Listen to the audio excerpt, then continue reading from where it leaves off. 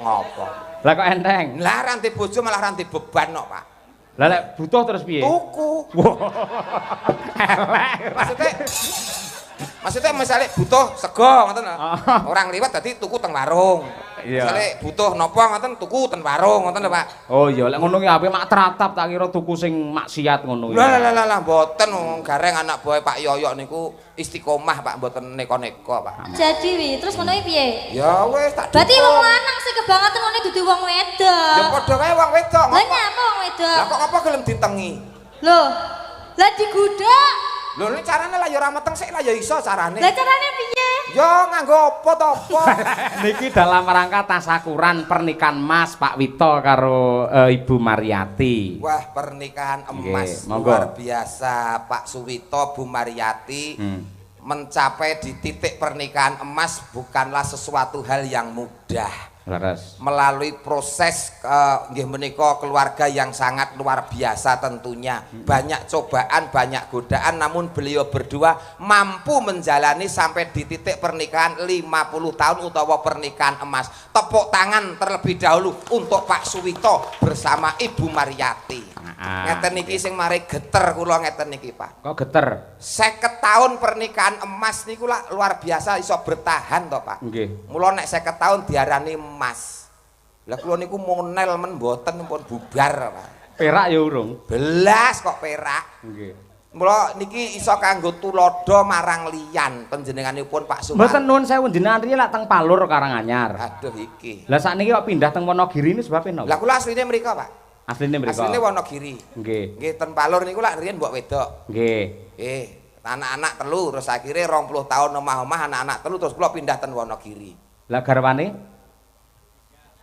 Anu, transmigrasi bablas umroh, Pak. Alhamdulillah niku ngibadah sae niku. Ganjarane gede niku. Ganjaran gede iki nek transmigrasi tenan nek umroh tenan. Lah piye to? Minggat. Minggat pamane dadi TKW ana Malaysia ning Hongkong, Cina. Wah, kuwi apik pahlawan devisa negara niku. Ngentukke dhuwit. Ngentukke dhuwit. Niki minggate gondol wong kok. Entuk dhuwit ngeten niku. Ah iya, yes disyukuri, Syukur, Pak. Kula bersyukur malah enteng sanggane kok. Amin, alhamdulillah. Asmane Pak Suwito yen cara Jawa, Su ki luwih Suwito iki komplite iki tegese lak nuwun sewu wong sing bener-bener ngabekti. Ora mung ngabekti kelawan Gusti ingkang Maha Kuwasa ning uga ngabekti karo tangga teparu kiwa tengene. Mula raneh ramukal panjenengane bebrayan nganti 50 tahun ditresnani karo piyai akeh ing Laladan Purwosari sing ngesterani rawuh semene akeh kuwi Suwito. Nggih, Pak. Saiki lek per huruf piye Mas Gareng? Lah dalah, aku wis mbatin iki mau mesti kenek ngene iki. Ora jenengan lek kepinterane kecerdasane lek bab kuwi. Niku lek riyen, Pak. Saniki pun bodoh, Pak. Ora, bab bodho ki mergo lek ora kulino diasah cara parang utawa cara lading, lek kulino diasah meneh dadine ya apik. Suwito S. Suwi kalih to persuku, Pak. Persuku. Oh ya.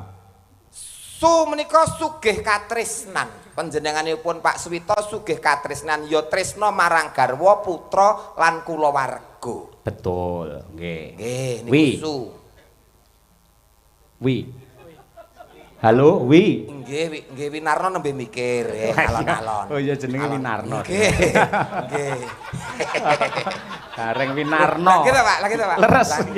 Wong ya kabeh iku kudu nganggo dipikir. Salah menawa salah muni wong iki taruhane iki kesejahteraan urip kok, Pak. Iya, nggih. Wi. Wi menika witing katresnan saya ngrembaka saya subur nganti ngancik pernikahan 50 tahun langgeng katresnane langgeng bebrayane.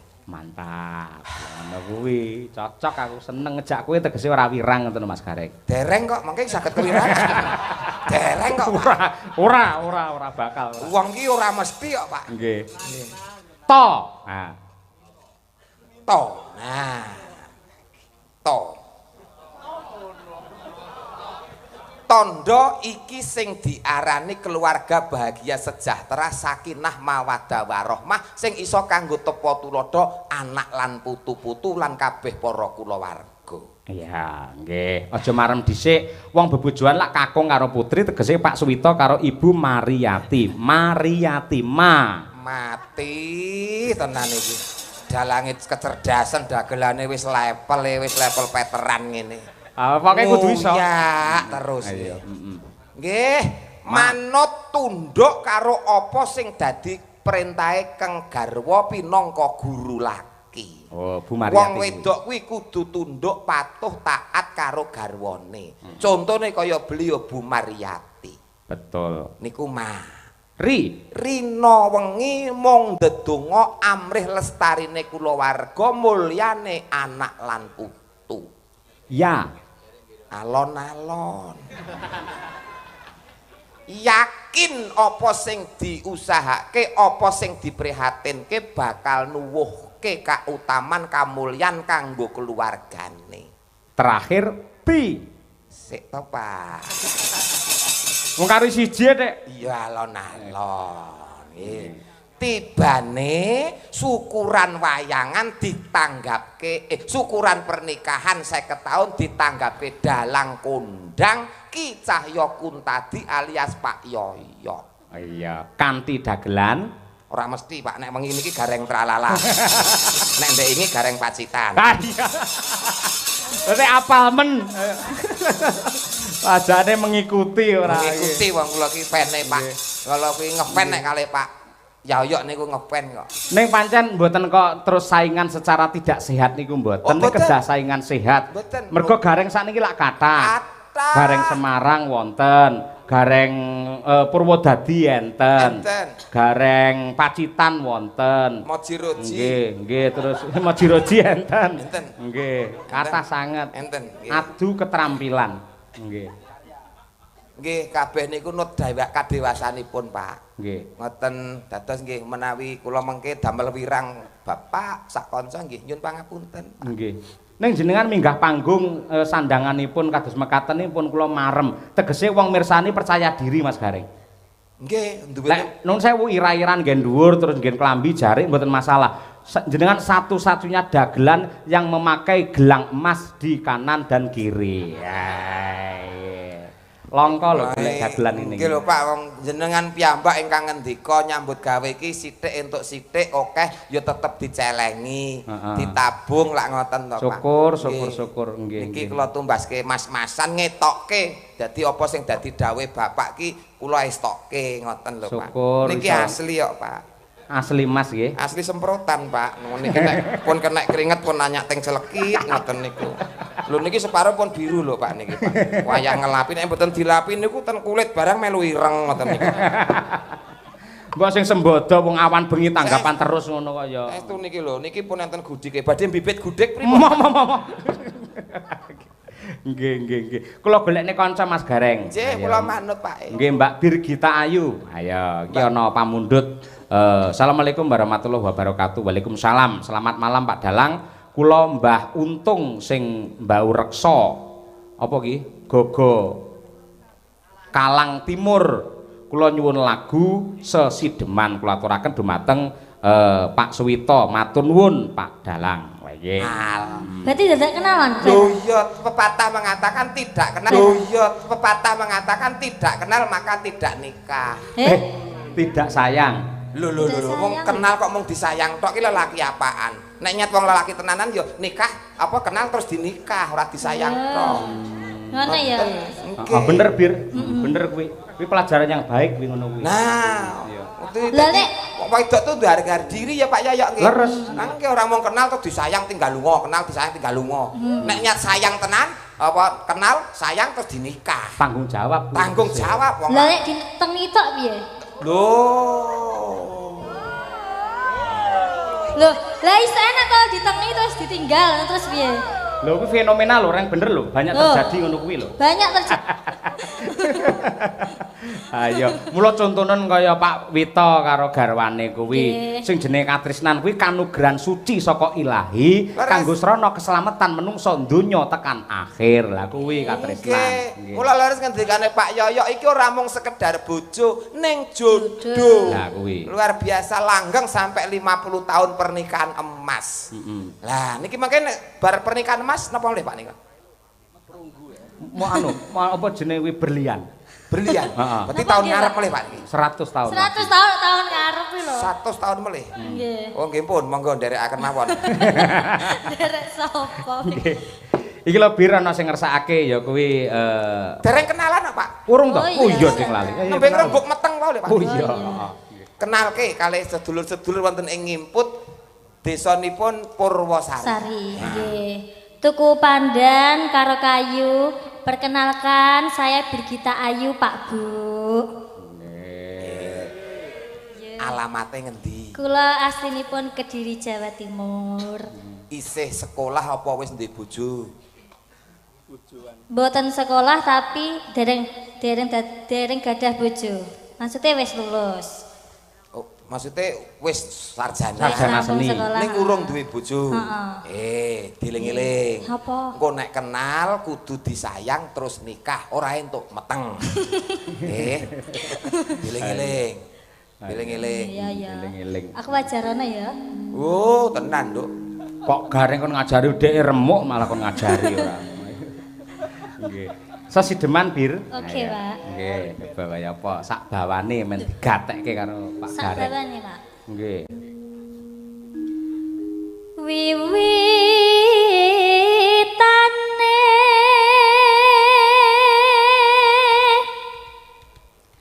anderek sang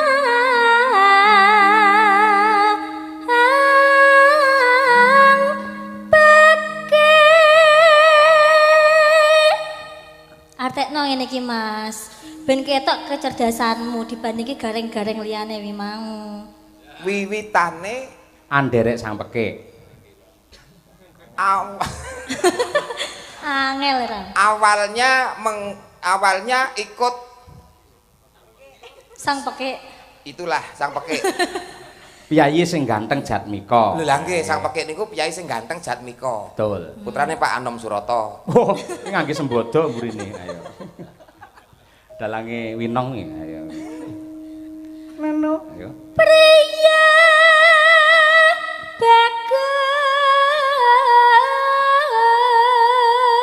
bagus kang ngolah budaya.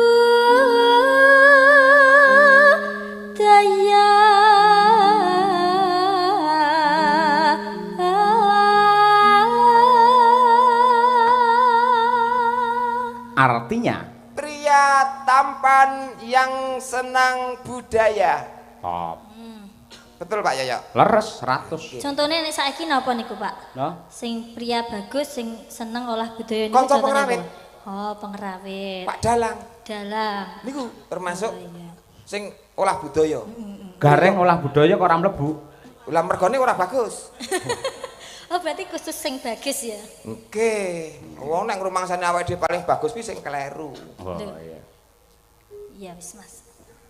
Moji roji. Sawan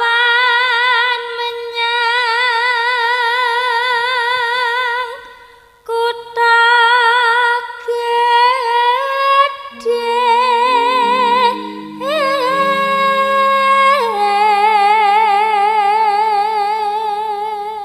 Artinya Datanglah ke kota besar. ah ya. Wah, aku angger apal ngono gleling kok, Pak. Pripun? Angger apal ngono banter gleling ngoten. Lah rapal. Nek ora apal pucet ngoten, Pak. Lah wis pucet no sampean. Eh, Lagi wis pucet. iki ora, iki pancen oke kira pucet iki, keputihan. Ah iya. Ya bir. Bandarat terus kayung yon.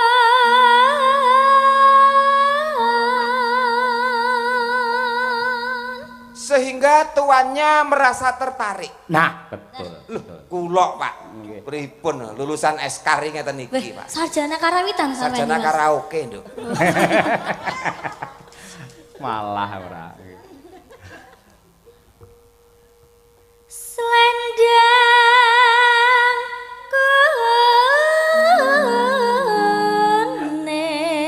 kuning kang saking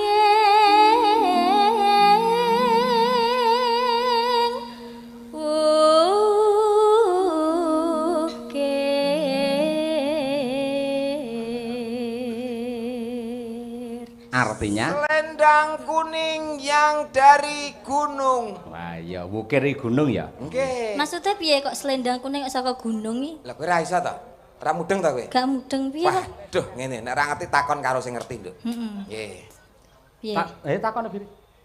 Aku ya tak tekon sik. Selendang kuning saking mukirne napa? Lah kok ora kok jawab piye? Lah kula mboten iso, Pak. Saya muni piye mau? Nek ra iso tak kok wajib takon karo sing ngerti. Heeh. Lah Dik Bir kita kan tanglet kula. Kula lak ora ngerti, lah kula tanglet Pake. Takon sing ngerti. Nggih. Oh iya, aku ngerti. Lah nggih kula tanglet Pake.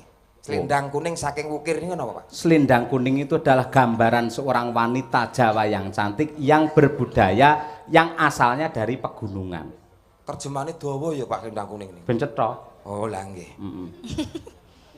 Niku wau, kata-katane niku wau, Nduk.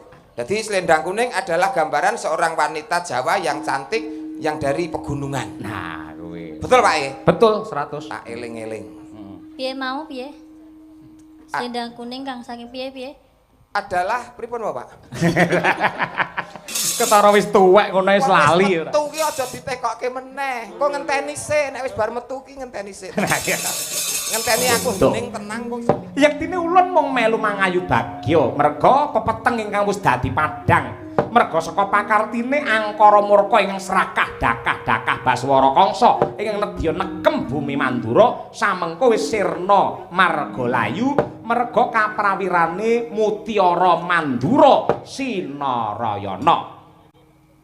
Kejaba saka kuwi ulun uga melu mangayu bagya. Kakrasane ing bakal sumulih keprabon mongko dadi ratu ning Praja Mandura ya mung ngene nggih. Yektine wong dadi pangarsa, dadi pimpinan, dadi ratu kuwi ora mujudake bebungah nanging amanah sing tegese duwe tanggung jawab abot tumrap rahayune wong sak negara.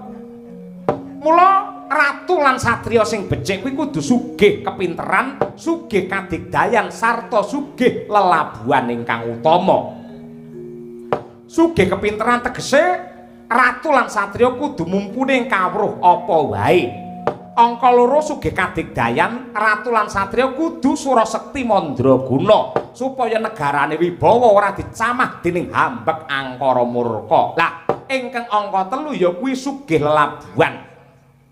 Mula para pinter paring dawuh wong sing apik kuwi sepi pamrih rame ing gawe tegese nadyanto tumindak makarti hanjok marang utamaning budi piguna tumrape wong liya ning aja pisan-pisan ngarep-arep bebungah apa-apa. Lan yektine urip sing bener ki tansah rukun. Lah rukun ki kudu dijiwani dening satriya kuwi mau merga rukun ki ora mung karo wong liya, piye carane rukun karo awake dhewe, rukun ing antarane ati, lati lan pakarti kudu rukun. Tegese mahambek bawa leksana yen iya ya iya, yen ora ya ora. Inggih kula ngaturaken panuwun ing tanpa upami. Nah, kejaba saka kuwi Bruhanana Tripalungguhan iki genti kahiwangan ing ketaman Gonjang Ganjing. Merga pakartine sta ingkang ditindakake dening ratu saka Dwaraka Kawestri ya saka Dwarawati Purwa.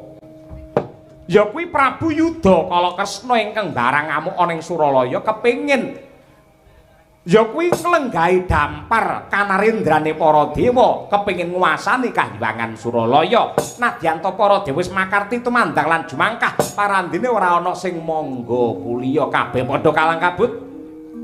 Manut pangandikane Adi Pramesti Guru kudu mintasraya golek jago. Lan jago iki mengko ora konjur banjur gembela sirahe. Iki lho jagone dewa. Yektine carane dewa ngangkat derajate menungsa ya dituding dadi jago. Jagone ora ana liya kejaba mung putra kita Sinarayana. Saritane satriya linuwe kang marti mring kautaman tan pegat mring pangestine ngesti hayuning kayun pinesu tapa brata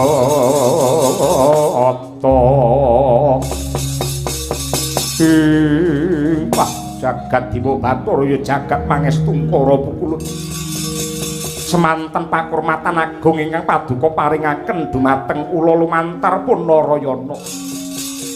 tartamtu kanthi bombong birawaning manah anak kula sawetahipun kula aturaken Narayana aja mung bisa nglabuhi karo negaramu nanging bisa labuh kanthi kahiwangan pisan ya kanthi srana mangkono jeneng sira bakal ngaromake darah Mandura kuning sendika ngestakaken dawuh Kanjeng Rama telaku nyuwun tambahing berkah pangestu ya lelungsen ndak bebakali pangestuku marang sira Narayana wonten dawuh kula lan ayo ndak kanthi munggana kahiwangan men rancak lakune ngliwati ceng-ceng guling ya Ger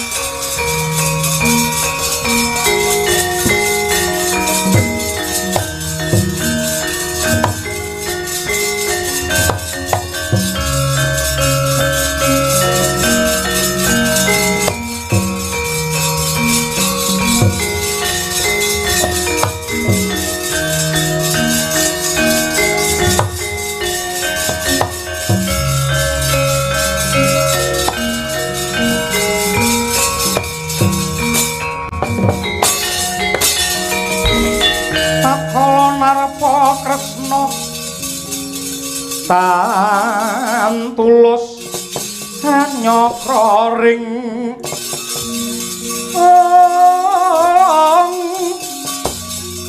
Prasiwara Jatnawi Suta kang munggah kalihing rata teter tumiyang kang sarotama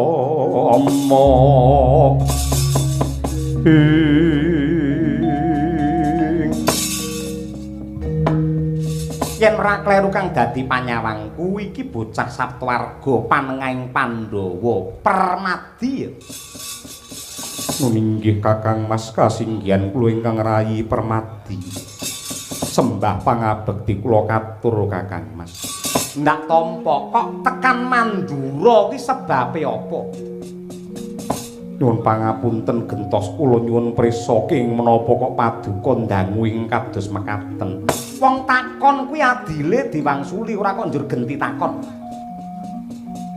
nyuwun pangapunten ala tanpa rupa kula menika ugi trah Mandura iya yen trah Mandura sakwuse tekan kene arep ngopo yen Bratasena ketok anggene makarya ketok anggene nyambut gawe merga mateni Patih Suratimantra kowe rene iki lha ngopo nggih badhe pinanggih ketemu sapa pinanggih kalian mutiaraning gesang kula mutiaraning uripmu ki sapa tiyang ingkang kuwawi njiret jantung kula maknane piye tumraping Permadi luwih gampang tresnani wong wadon 1000 tinimbang nglalekake siji sing wis gegem marang sarine jantung sing kok karepke sapa ora sah takon mongso ora ngerti wong wit mau wis nyawang aku terus wong iki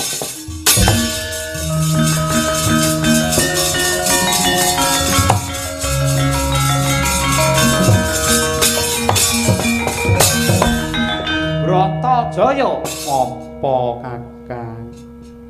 Wit mau kowe nyawang Permadi to? Mripatku sing kiwa nyawang dheke sing tengen nyawang kowe. Ayu-ayu nek kira kowe malah ngono. Goleki lho. Sapa? Sarmadi lho. Permadi ya lho cahe ning kene. Wah, jan jungkatan ngangge minyak wangi barang. Aku wis kapok karo wong ganteng kaya ngene sok-sok malah gegasah pikir. Kok iso? Adape wong yen ganteng ngono ki malah ngerus ati. Ngaku nesih legan duwe sapa-sapa, adate malah anake loro telu ngono wis akeh. Kowe wis duwe bojo? Belum. Yakin? Nggih. Anak bojo ora duwe kok anak. Nang kamar mandi akeh mesti anakmu. Wes takon sing ora-ora. Aku lek omong aja kok saru-saru lho. Cekak cukupe kowe tresna apa karo Bratajaya? Nggih. Kabengkal jantung kula kapendheta jantung kula.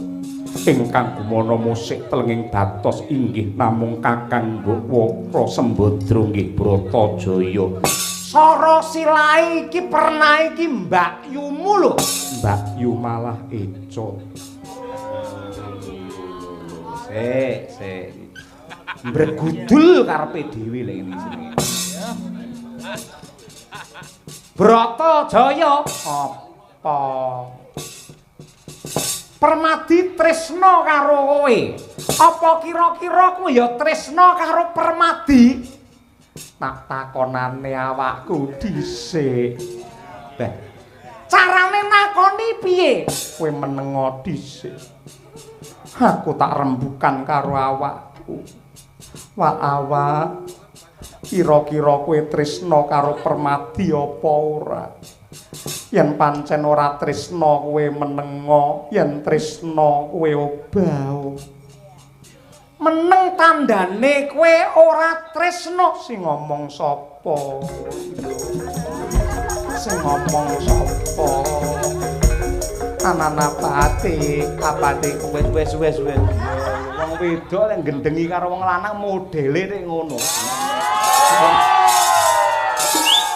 Yen wong lanang iki tresna karo wong wadon, kangen karo wong wadon, dislimur jagongan karo kancane ngopi rokokan ngene wis ilang le mikir. Ning wong wedok iki rumangsaku malah saya ndadi, mula guling pirang-pirang amblas musuh wong wedok. Aja ngono to Kakang, nyatane padha legane tegese aku ora ngrusak pagrayu, ora mbubrahke wong omah-omah. Ya apik lah ngono. Ning jer Basuki mawa bea, maknanipun kados pundi? Lakone Panjangka kudu mawa pangorbanan.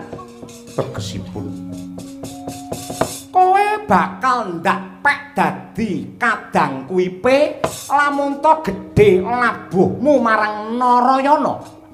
Tegesipun ripalungguhan iki aku dadi jago mengsah surati mantra. Wis kuwi mau wis.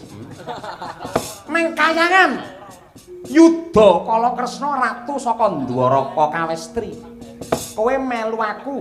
Yen gedhe labuhmu pinter gawe marming rasaku, adikku peken. Yes. Mboten langkung ngestakaken dawuh. Yes, piye buktekno dhisik kaprawiranmu ora. Ayo.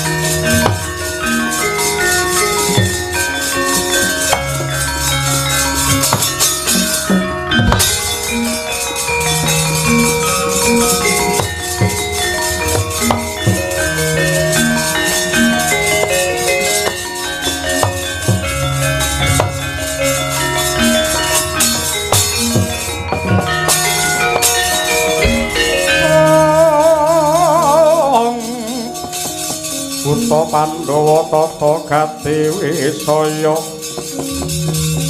Indriyaksa sara maruta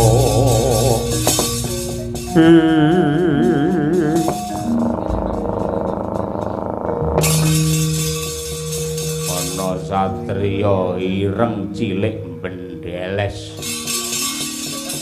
aja nganti mati tanpa aran ngaku sapa Gus lekno mripatmu jerengen gobokmu jagoning para dewa saka Mandura Narayana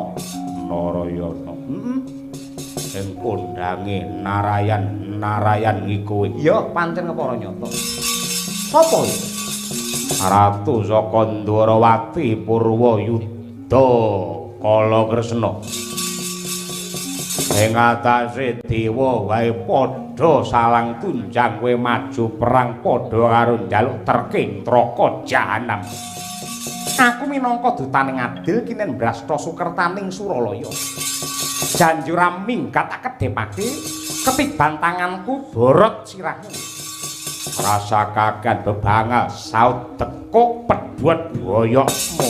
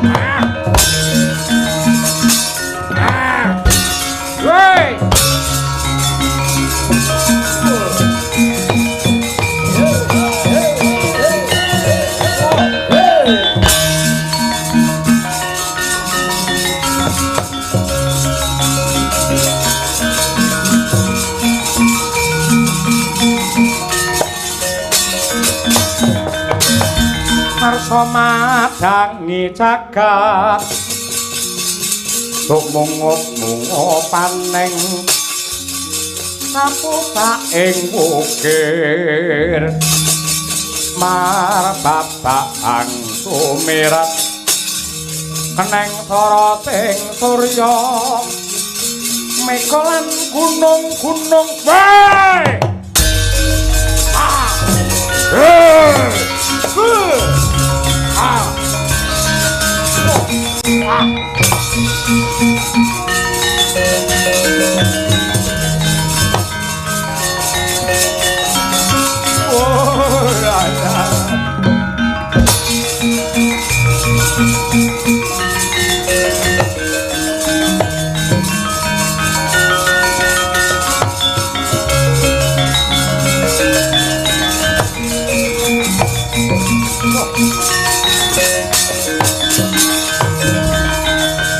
ora nrimakake utang wirang nyar wirang tang pati nyar pati iki patih kuda kala Kresna ya gada mustaka golek bela endi Narayana kokop getihe nyoh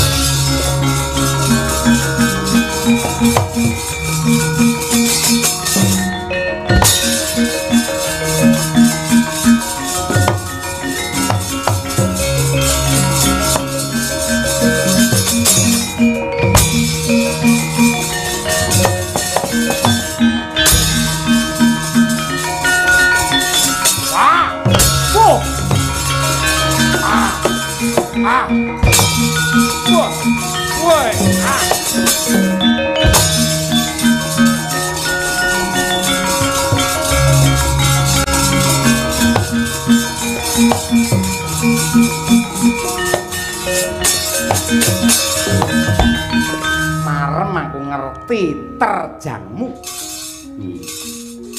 sing ndok sirnakake pepatih saking Dwaraka Kawestri yen ratune kemau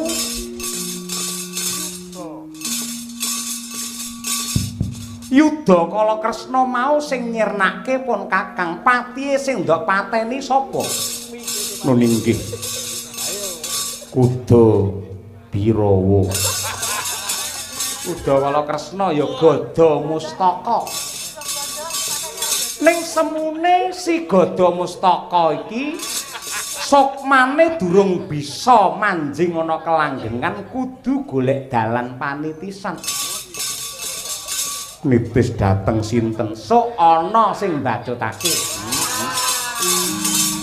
Apa-apa ora kudak critake neng kene karo kowe apa-apa dipamerke kentekan kuwi mergo iki kerep neng kene iki.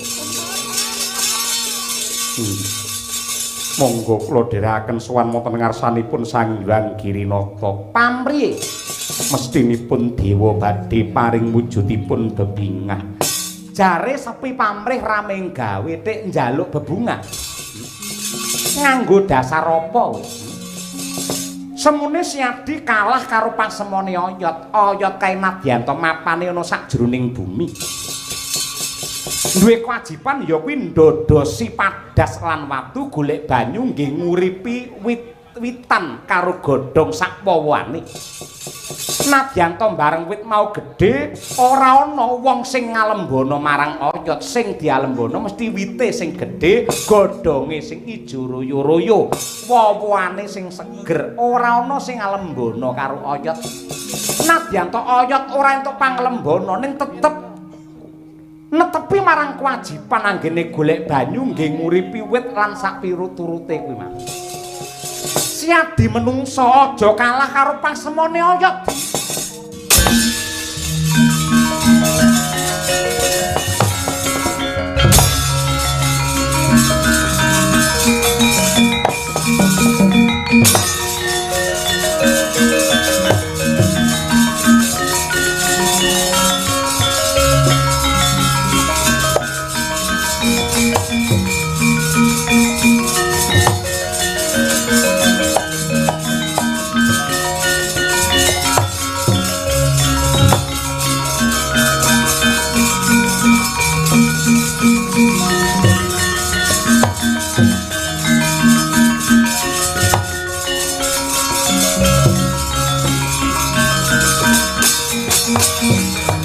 sukata marang soreng prang ngudane arum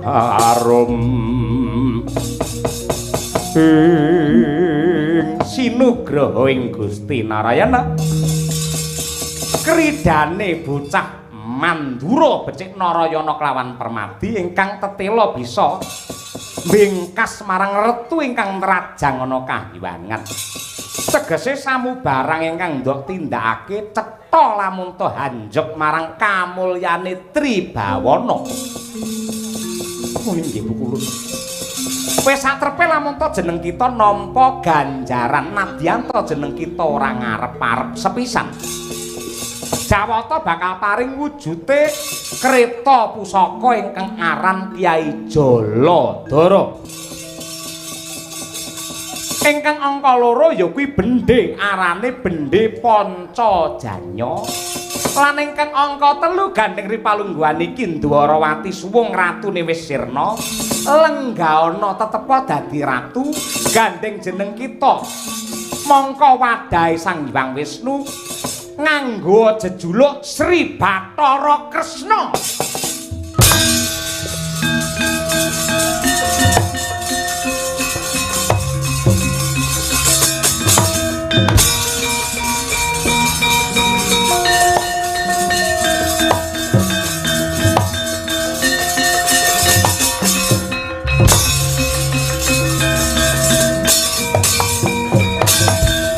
Ngaturaken panuwun ing tanpa upami Bu Kulun. Dene paduka paring sih nugraha ingkang kados mekaten. Kuwi ndak tebus dhewe sarana laku dewa mung dadi srana. Kantinen Dwarawati sing biyen rusak-rusakan tumuju marang ambangun ya mbangun lahir ya mbangun batin sak utuhe. Tatanen marang para kawula aja sok dadi pangarsa njaluk dikurmati karo wong cilik ning sing pinter ngurmati karo wong cilik. Aja sok kepengin dimulyake karo wong cilik ning mulyakna karo wong cilik. Puniki ngestaken dawuh daya-daya kula nyuwun pamit. Bakal menyang endi? Semunipun kok wonten ingkang gelo tumrap lelampahan menika.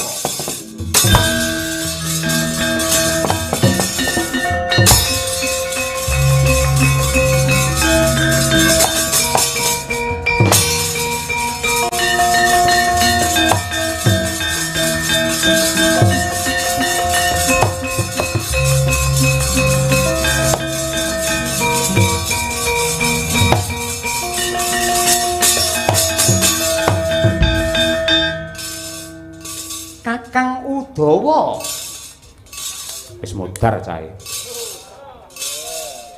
Kakangku sing tak tresnani Kakang Udawa wis modar cahe. Mutung kasarung ya. Intine nderek mangayu bagya wis dudu wong lumrah dudu wong pidak pejaraan. Wis dadi ratu go Pinethara aku dadi kere ana Midara kandang sapi.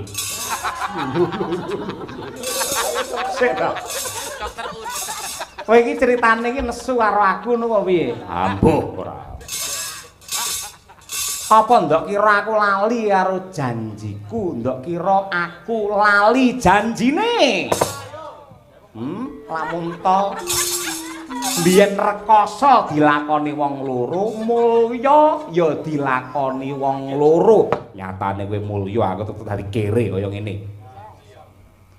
Kowe entuk kreta wujude Kyai Jaladara. Lah kowe ndek kreta malah gonta-ganti terus ngono. Aku pancen bakul kok.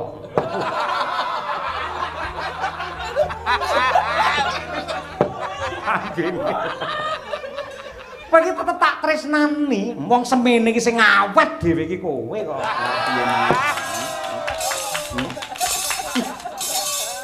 Alah mulih ning Widara kandang wae macul ngarit golek ramban. Aja kaya ngono kuwi aku biyen lak kandha. Yen aku dadi pendhita, kowe dadi cantrike, ya ta? Yen aku dadi ratu, kowe patihe.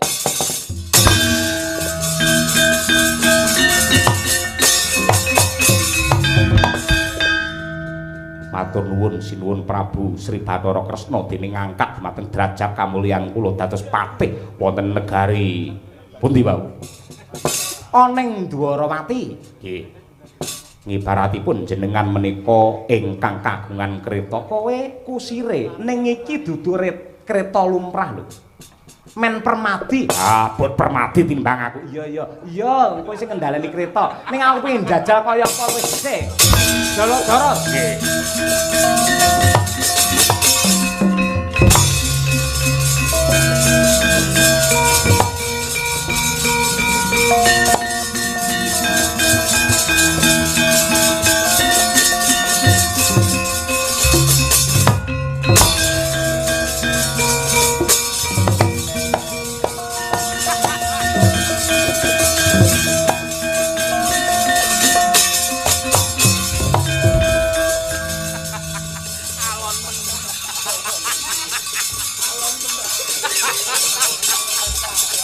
Jolodara iki kreta perang lakune alon-alon.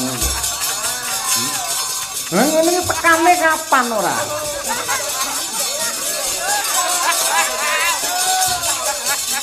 Tekane kapan ngono? Lho disalip karo terios. Kowe iki pate ya pate ora usah dadi kusir-kusir barang ngene ben ngopo. Mengko permadi sing dadi kusir. Wah, lakon nokso tak kandhani wis. Tak kandhani. Wis ta dadi patih kula lenggah wonten kepatian. Patian wetan apa kilen? Ini Hamsa. Tetep mapan ning Widara Kandhang.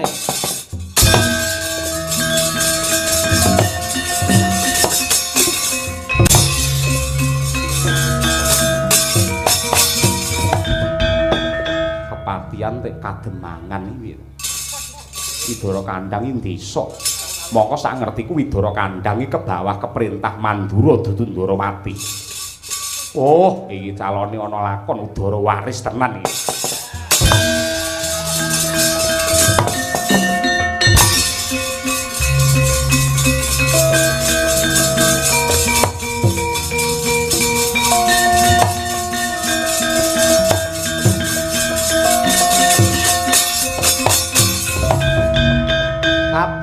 Aduh paman bapak kesatrianku ngomong segalanya disuda paman tak kemang ini bapak lamunmu terus rakawan segala ane-ane namun kurang kata jenenge kata rasa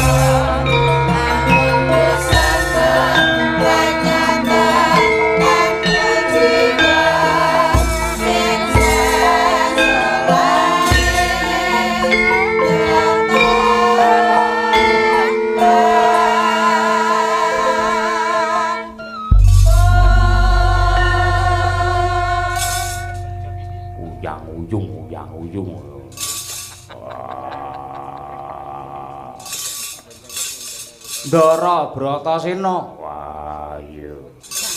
Enten apa? Wah, iya. Nyuwun pangestu ya Kakang Semar. Inggih, Ndarawati, sesembahan kula Sri Bathara Kresna. Laku dharma ingkang mangtindake kanthi ati suci satemah babar rahayu, mboten namung kamulyan dika pribadi ning kamulyaning jagat. Kamulyanipun jagat lumebera dumateng keluarga ageng Bapak Suwita kalian Ibu Mariati ingkang tasakuran ambawarsa anggenipun bebrayan ngancik 50 taun utawi kencana. Mugi-mugi tansah manggih hayu lan rahayu, manggih panjang yuswa ingkang kebak ing barokah, tansah sinampuran kamulyan dipun payungi dening kabagyan dening Hyang Agung. Den